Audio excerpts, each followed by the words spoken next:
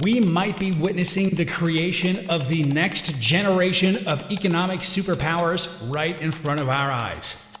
Despite China being the world's economic darling for the past 40 years, the balance of the world's economic power has begun to shift towards some places that you might not expect. In fact, we are already starting to see some signs of other nations around the world rising up in order to take away some of China's manufacturing prowess away from them. In the 1980s, many Fortune 500 companies began having their products manufactured in China because China could make their products with a similar level of quality, but for a substantially lower price than if they were to have been manufactured in the West. And this was largely because of the extremely low wages that Chinese workers made, along with other factors like tax laws and import-export efficiencies. By the 2010s, 1/3 of all products on the planet were manufactured in China. And within the span of 50 years, China had turned itself around from an impoverished nation of farmers to a nation that has the second largest economy in the world behind the United States. Well, here's what happened to China. In 1990, the average yearly wage from a Chinese worker was about $150. By 2005, it was $2,800. 2015, it was $8,900. And as of this year, the average Chinese worker makes around $13,500. That is a massive increase, where we have seen the average wage of manufacturing workers increased by over 8,500% over the last 30 years. And what this means today is that the cost of making products in China has become a lot more expensive than it used to be. Companies can't make products for an 80% discount in China anymore, like they used to. And because of this, we actually began to see a decline in manufacturing in China in 2016, where for the first time in the country's modern history, their manufacturing output actually decreased by 2%.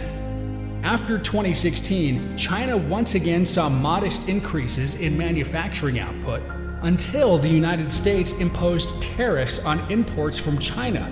This caused a decrease in Chinese imports to the US by 7% in 2019 and forced many companies to begin looking for product sourcing in other countries.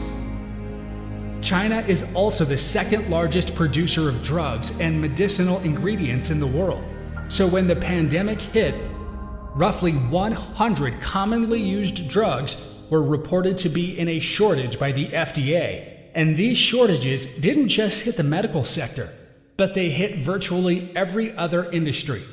All of a sudden, small businesses looking to get inventory for tech, fashion, or any other kind of business began to see 1 to 2 month-long delays on their orders. And this seemed to be the final straw for most of the world to change their manufacturing strategy. Now, that brings up the next question. As China's manufacturing sector begins to shrink and every other nation around the world begins to look to other countries to source their goods from, who will be the biggest beneficiaries of this shift out of China? Well, the first of which is another Asian country that has been quietly going through an economic boom over the last several decades.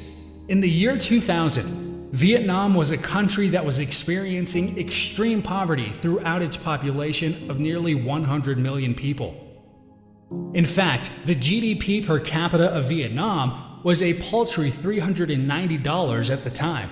Then they were dealt a gift from the economic gods. As China's population began to become somewhat wealthy in the 2000s, apparel companies like Nike began building factories in Vietnam, because it became substantially cheaper to manufacture some products in Vietnam as opposed to China.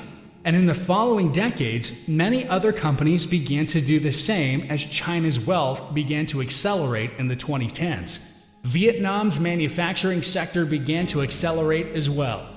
Today, Vietnam is now considered a middle-income country with a GDP per capita of roughly $3,000. And keep in mind that this shift from extreme poverty to middle income has occurred within just 20 years, making it one of the fastest growing economies in history.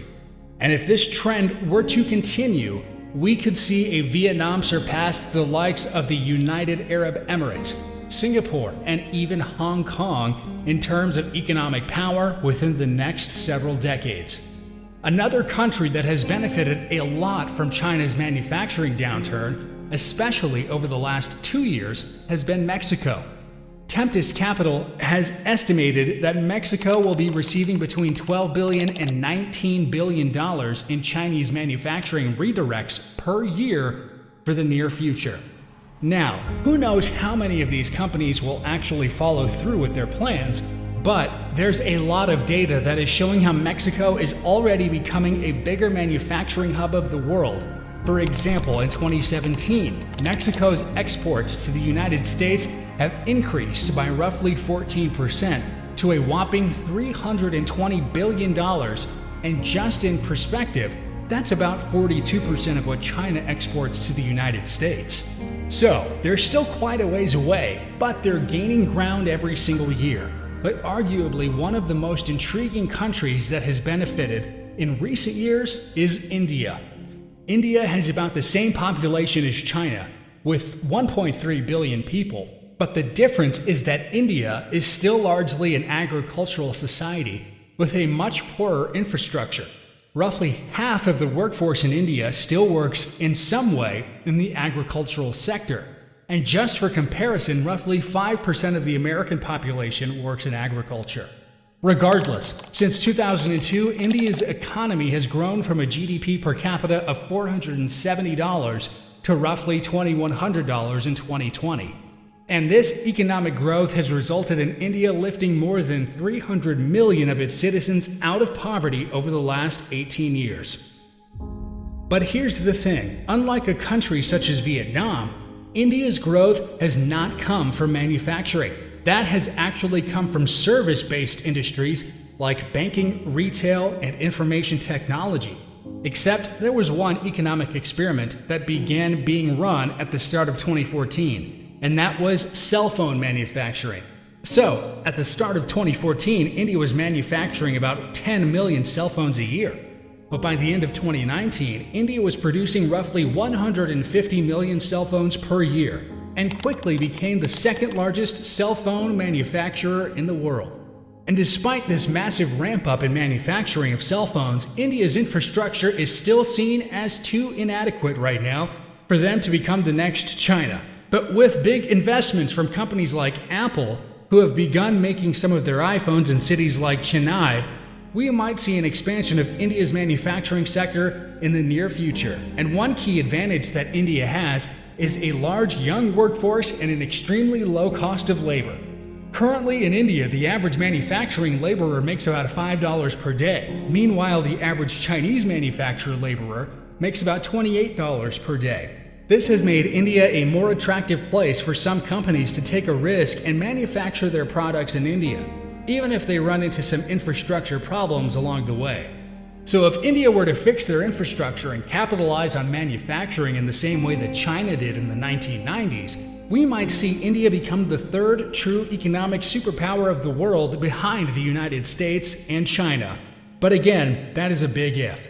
So, even though there are some countries that are benefiting from China's downturn in manufacturing, that does not mean that China will be giving up its mantle for being the world's factory anytime soon. It looks like we might be at least 20 years away before another country catches up to the likes of China in terms of manufacturing output. But this brings up the question, if the likes of Vietnam, Mexico, or India become the new China and reach a wealth standard that China reached in the 2010s, then what will the next manufacturing hub be? Well, some say that within 50 years, with enough advancements in AI and robotics, many products will be produced domestically by each country. But if that doesn't happen within the next half century, there is an entire continent with a large population and cheap labor force that is already being viewed as an economic battleground between the United States and China.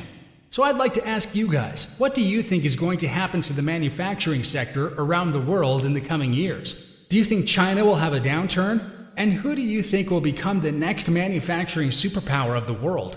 Let me know in the comments down below. So please, hit that subscribe button, hit that like button if you like this video. See you soon.